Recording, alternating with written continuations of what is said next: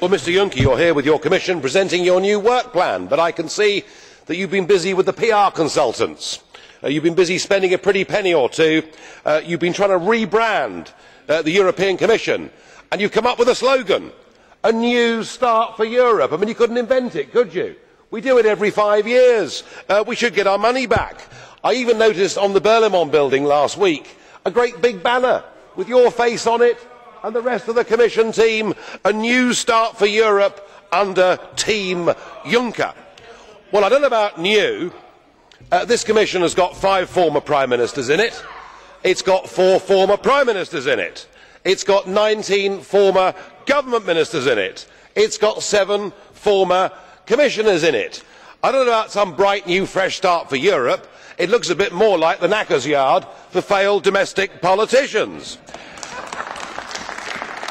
And at the top of it, as President, we've got you. Now, please don't think that anybody here think that I'm questioning Mr Juncker's competence. I am not. You are certainly competent. You're a good operator. And there are 240 multinationals who all managed to avoid hundreds of millions of euros of corporation tax by paying 1 to 2% tax in Luxembourg during your term there as Prime Minister, who would testify that you're certainly a more competent operator than the man that went before you. But please don't give us new. You know, you were Prime Minister of Luxembourg for 19 years. You headed up the Euro group. New you are not. You and this Commission, frankly, are as stale and musty as a corked bottle of wine. We're being encouraged by your sidekick, Mr Timmermans, who, by the way, today talked about the circular economy. Sir, I haven't got a clue what you're talking about, but it sounds absolutely lovely. And you told us today that you're going to adopt a minimalist approach to legislation. Again, rather like Mr Juncker, you're rather brighter and cleverer and sharper than those that have gone before you. We're not going to get from you any more proposed bans on olive oil being poured into dishes that we dip our bread in restaurants. And I suspect that under you, you will not be updating the curvature of cucumber regulations that came in a few years ago. But minimalism is one thing.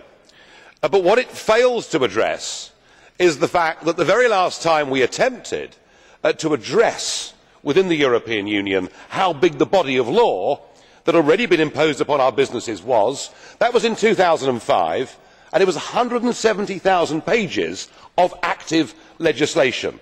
It's probably now 250,000 or perhaps even more than that. And I would suggest, Mr Timmermans, that what we don't need is minimalism. If Europe is to become competitive and to trade globally and competitively, what it needs is the axe. You've actually got to start getting rid of excessive regulation, particularly upon the small and medium-sized enterprises, who in any free market economy could not be expected to maintain the same standards for everybody and everything as the giant multinationals.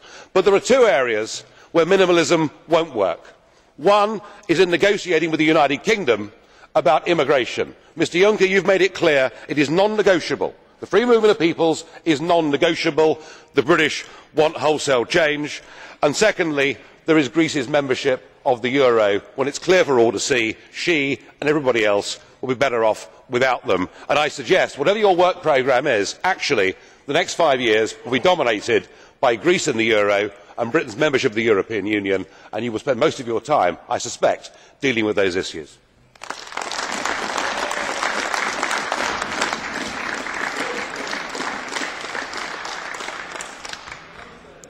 Herr Abgeordneter, es gibt eine Frage der Frau. From colleague Bressot, there is a question. From colleague Bressot, Madam Bressot. Grazie Presidente, volevo chiedere all'onorevole Farage. Yes, thank you very much.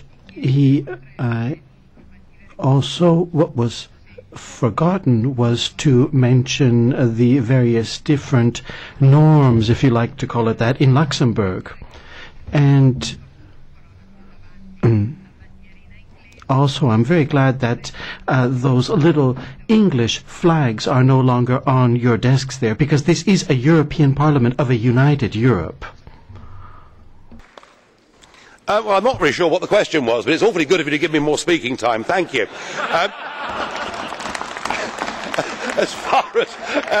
As far as Luxembourg norms are concerned, look, I made it clear I'm not especially critical of Mr Juncker. I actually think tax competition and different countries doing things their own way in a diverse Europe is a good and healthy thing. And by the way, a correction if I may, you're quite right, my flag isn't on my desk, but it's never hitherto been an English flag, it's been the Union Jack, which is the British flag. Thank you.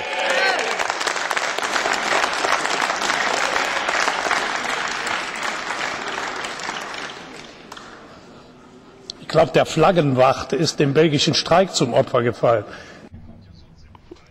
Yes. Yes, I think the flags are also a victim of the Belgian strike, that they come in and out according to whether there's a strike or not in Belgium.